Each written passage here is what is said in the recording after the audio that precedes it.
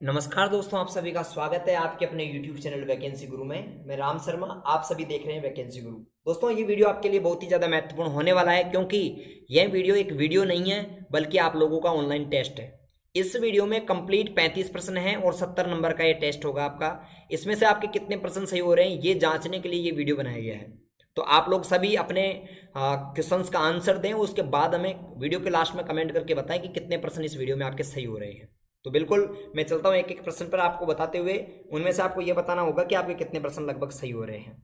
प्रश्न नंबर 1 आपके सामने स्क्रीन पर है। निम्न में से सही का चयन करें, इनमें से क्या सही है। राज विज्ञान जॉब सर्च करने के काम में आने वाली वेबसाइट है। पहला गलत, क्योंकि राज विज्ञान तो स्कूली शिक्षा को सुधारने के लिए एक ऑनलाइन शिक्षा का पोर्टल है। दूसरा है राज ई साइन ई कॉमर्स की है, ये भी गलत है। राज ई साइन तो डिजिटल सिग्नेचर की जो है तरीका है। तीसरा है राज ई गवर्नेंस डिजिटल स्टोरेज है, ये भी गलत है।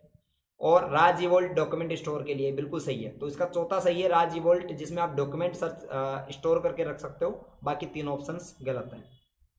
अगर आपका ये प्रश्न सही हुआ है तो मतलब शुरुआत बहुत अच्छी है आपकी।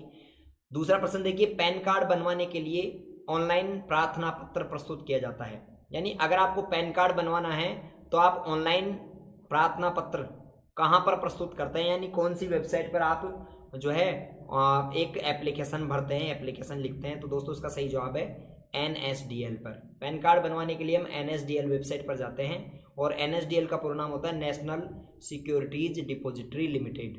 ठीक है।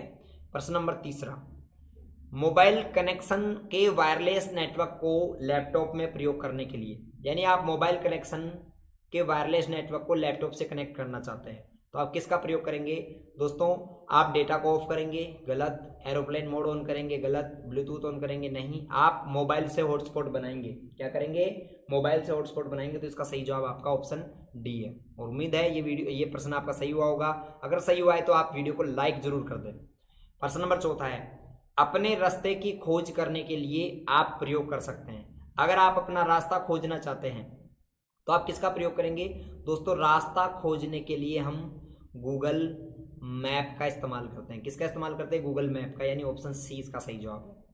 पांचवा देखिए, एंड्रॉयड फोन के सॉफ्टवेयर का वर्जन जानने के लिए डायल करते हैं। अगर आपके पास एंड्रॉयड फोन है और आप उसके सॉफ्टवेयर का वर्जन जांचना चाहते हैं तो आप *12345# का यूज करते हैं। ठीक है।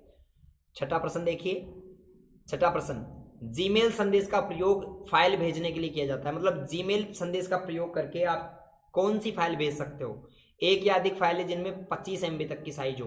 मतलब आप एक बात याद रखो कि जीमेल का उपयोग करके आप अधिकतम 25 MB तक की फाइलें भेज सकते हो, उससे ज़्यादा बड़ी फाइल नहीं भेज सकते। सातवां देखिए, माइक्रोसॉफ्ट एक्सेल वर्कशीट में शेप आउटलाइन फीचर बदल सकता है। यानी माइक्रोसॉफ्ट एक्सेल वर्कशीट है, उसमें शेप आउटलाइन जो रहता है उससे क्या बदलता है? फील कलर नहीं, फील कलर नहीं बदलता। आउटलाइन कलर बदल जाता है और उसकी विड्थ बदल जाती है। यानी शेप का आउटलाइन बदलेगा, उसका आउटलाइन से आउटलाइन नहीं बदलेगा ना, और उसकी विड्थ यानी उसकी जो कितना चौड़ा रखना है आपको आउटलाइन को, वो बदल जाता है। तो ऑप्शन बी सही जवाब है।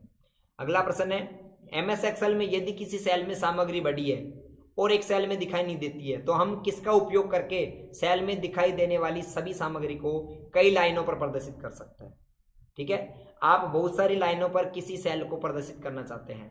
ठीक है, कई सेल्स पर, यानी एक सेल में सामग्री बड़ी आ रही है तो ये आ नहीं रही है एक सेल में, तो आप चाहते हो कि यहाँ तक की सेल सभी के ऊपर आ जाए। तो दोस्तों आप मर्ज एंड सेंटर का इस्तेमाल कर सकते हैं। ठीक है, किसका इस्तेमाल कर सकते हैं? मर्ज सेंटर का। तो इसका मर्ज सेल ऑप्शन सही जवाब है। अगला, MS एक्सेल 2010 में खालिस्तान एक गोलाकार चार्ट है, यानी एक गोल चार्ट होता है ये वाला, जिसमें संख्यात्मक अनुपात का वर्णन किया जाता है। जिसमें संख्यात्मक अनुपात यानी किसी भी वैल्यू को अनुपातों में बांटते हैं, ऐसे कि जैसे ये 25%, ये 25% और ये 50%। ठीक है। तो ये कौन सा चार्ट है? दोस्तों इसको पाई चार्ट कहते हैं। Pie chart. और इसमें सभी मान सकारात्मक होते हैं। सभी मान क्या होते हैं? सकारात्मक होते हैं। कोई भी नकारात्मक वैल्यू इसमें नहीं आता, माइनस में वैल्यू इसमें कभी नहीं आता। 10वां देखिए, निम्न में से कौन सी सेवाएं ई मित्र वेब पोर्टल के माध्यम से उपलब्ध नहीं है। यानी इनमें से कौन सी सेवाएं जो ई मित्र पर नहीं होती हैं। बिजली पानी का बिल तो आप जमा करा सकते हो ई मित्र पर। मूल निवास प्रमाण पत्र के लिए आवेदन कर सकते हो, बोनाफाइड मूल निवास को कहते हैं। रोजगार विभाग में पंजीकरण कर सकते हो। तो आप ई मित्र का उपयोग करके सभी सेवाओं का लाभ उठा सकते हो। तो इसका सही जवाब ऑप्शन डी रहेगा। अगर आपका ये प्रश्न सही हुआ तो बिल्कुल सही आपने किया है। आप वीडियो को लाइक अवश्य कर दें।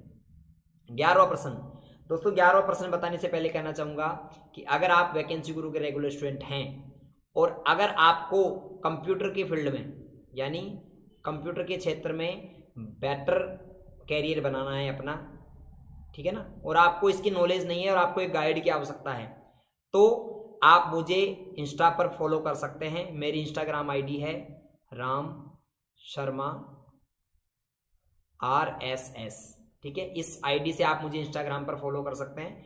यहाँ पर मैं एग्जाम के बाद आपको आपके करियर से संबंधित काउंसलिंग करूंगा, जिसमें आप अपना कंप्यूटर के फील्ड में कहाँ कहाँ कैरियर बना सकते हैं, कौन कौन सी लैंग्वेजेस आप सीख सकते हैं, किस किस फील्ड में आप वेबसाइट में, मोबाइल ऐप में, किस फील्ड में आप अपना करियर बना सकते हैं, उसके बारे में मैं आपको जानकारी दूंगा, ठीक है। तो आप मुझसे जुड़ने के लिए इंस्टाग्राम पर मेरी आईडी है राम शर्मा RSS, वहाँ पर मुझे फॉलो करें। प्रश्न नंबर 11 देखो, नए मतदाता का पंजीकरण का आवेदन करने के लिए एक ऑनलाइन पोर्टल है, यानी एक मतदाता को एक ऑनलाइन आवेदन करना है, कौन सी वेबसाइट पर जाकर वो मतदान या फिर मतदाता में पंजीकरण करा सकता है, मतदाता के रूप में वोटर आईडी बनवा सकता है। और इसका सही जवाब है दोस्तों NVSP।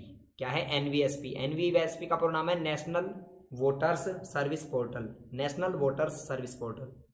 12वां देखिए, ट्रेनों के आगमन और प्रस्थान के बारे में पूछताछ के लिए वेबसाइट कौन सी है? दोस्तों ट्रेन कब आ रही है, कब जा रही है, इसके बारे में जानकारी आपको लेनी है तो दो वेबसाइट्स हैं, एक तो है IRCTC और दूसरी है indianrail.gov.in। दोनों वेबसाइट्स का आप इस्तेमाल कर सकते हो, indianrail.gov.in और दूसरी है IRCTC। अगला देखिए 13वां, निम्न में से कौन सा साइबर थ्रेट के प्रकार हैं?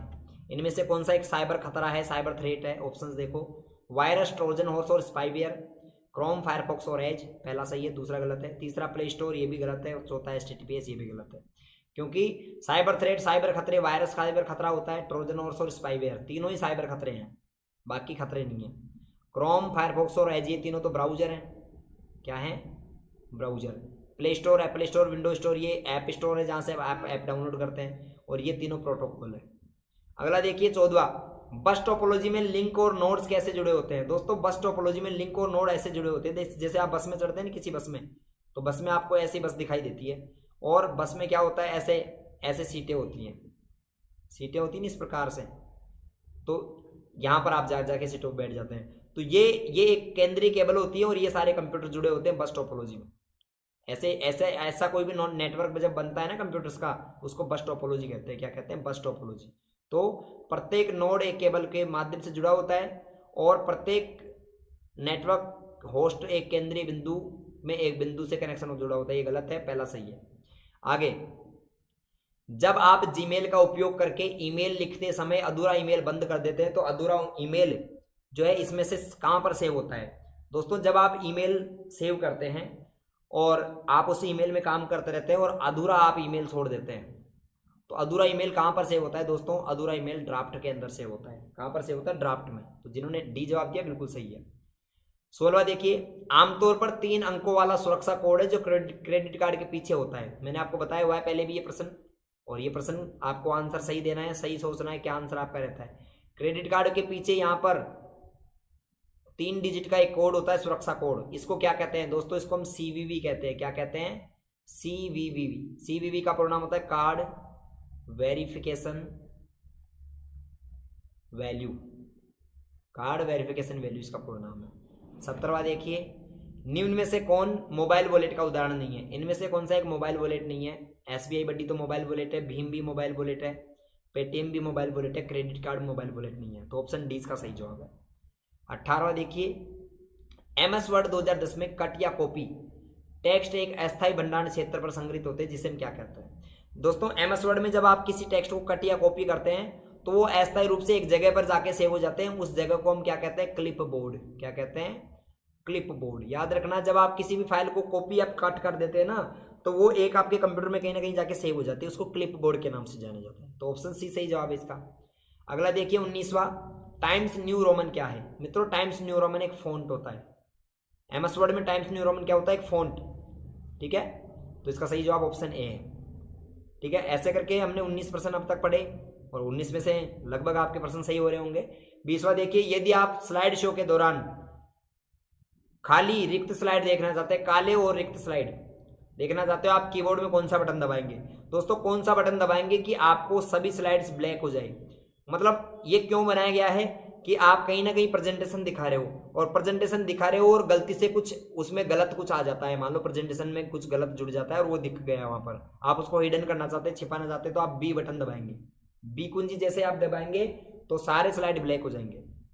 अगला, MS Excel 2010 में निम्न विकल्प में से चयनित सेल को बड़ी सेल में परिवर्तित करने के लिए किसका प्रयोग करते हैं? मतलब एक सेल को आप बहुत बड़ा बनाना चाहते हो इतनी सेल्स के ऊपर, तो आप मर्ज एंड सेंटर का इस्तेमाल करेंगे। मैंने पहले बताया था कि आप बहुत बड़ी सेल बनाना चाहते हो और सेल की सामग्री को सेंटर में भी लाना हो तो मर्ज एंड सेंटर का प्रयोग करेंगे। अगला है, यूपीआई का पूरा नाम क्या होता है? यूपीआई का फुल फॉर्म क्या है? दोस्तों यूपीआई का पूरा नाम होता है unified payment interface. Unified payment interface, यानी ऑप्शन ए इसका सही जवाब है। 23वां देखिए, निम्न में से गलत कथन का चयन करो। कौन सा एक गलत कथन है ये आपको बताना है। आप माइक्रोसॉफ्ट वर्ड 2010 में पीडीएफ में एक डॉक्यूमेंट सेव कर सकते हैं, बिल्कुल सही है पहला। एमएस वर्ड 2010 में एक फाइल प्रिंट करने के लिए कंट्रोल पी शॉर्टकट होती है, ये भी सही है। जीमेल ईमेल भेजने और प्राप्त करने के लिए उपयोग किया जाता है, ये भी सही है। पोस्ट टर्मिनल वेब ब्राउजर का एक उदाहरण है, गलत है। पोस्ट तो पॉइंट ऑफ सेल तो एक मशीन है जो क्रेडिट कार्ड और डेबिट कार्ड से क्या करती है, पैसा प्राप्त करती है, रिसीव करती है। तो पोस्ट टर्मिनल तो वेब ब्राउजर नहीं है, ये गलत है। 27वां देखिए, विंडोज 10 में रिस्टोर पॉइंट क्या काम में आता है? रिस्टोर पॉइंट काम में आता है दोस्तों, रिस्टोर यानी पुनः स्थापित करना। पुनः स्थापित करना कब? जब आपके कंप्यूटर में कोई खराबी हो जाए, तो कंप्यूटर में खराबी की स्थिति में कंप्यूटर को पुनः प्राप्त करने के लिए इसका काम, ये काम में आता है रिस्टोर पॉइंट। 28वां देखिए, आप कंप्यूटर सिस्टम को गति, भंडारण और प्रदूषण के आधार पर कैसे वर्गीकृत कर सकते हैं? मतलब आप कंप्यूटर सिस्टम को गति यानी स्पीड, स्टोरेज और परफॉर्मेंस के आधार पर कितने भागों में बांटते हैं? दोस्तों 4 भागों में बांटते हैं, सुपर, मेन फ्रेम, मिनी और माइक्रो। कंप्यूटर को इस आधार पर 4 भागों में बांटा गया है, चारों भाग आपके सामने हैं। 29वां देखिए, एमएस वर्ड में किन शॉर्टकट कुंजी का प्रयोग फ़ॉन्ट की साइज बढ़ाने के लिए किया जाता है? दोस्तों फ़ॉन्ट साइज बढ़ाने के लिए control plus shift plus greater than का प्रयोग करते हैं। ऑप्शन ए इसका सही जवाब है, कंट्रोल शिफ्ट ग्रेटर देन। 30वां देखिए, सोशल नेटवर्किंग साइट कौन सी है? आपको खुद को पहचानना है, फेसबुक, ट्विटर, ए और बी दोनों या इनमें से कोई नहीं। आप सबको पता है कि सोशल नेटवर्किंग साइट ए और बी दोनों, ऑप्शन सी इसका सही जवाब है।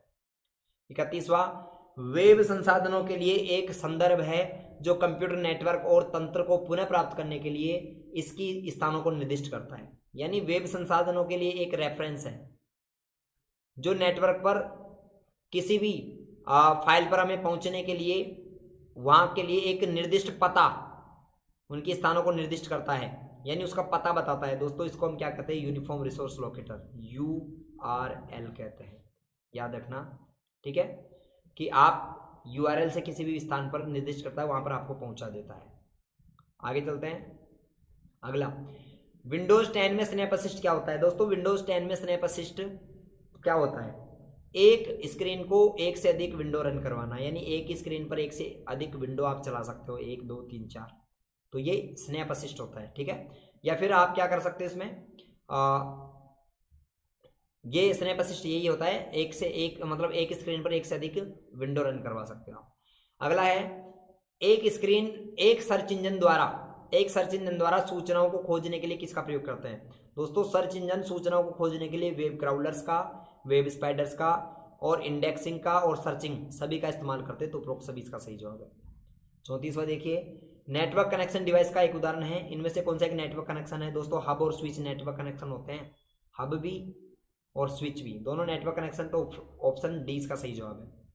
अगला देखिए 35वां प्रश्न है, यूआरएल किस बार में शो होता है? यानी यूआरएल कहां पर होता है एड्रेस आपके ब्राउजर में? तो दोस्तों आप सभी को पता है कि यूआरएल ब्राउजर के एड्रेस बार में शो होता है। कहां पर शो होता है? एड्रेस बार में। ऐसे करके कंप्लीट हमने 35 प्रश्न पढ़े जो कि 70 नंबर के थे।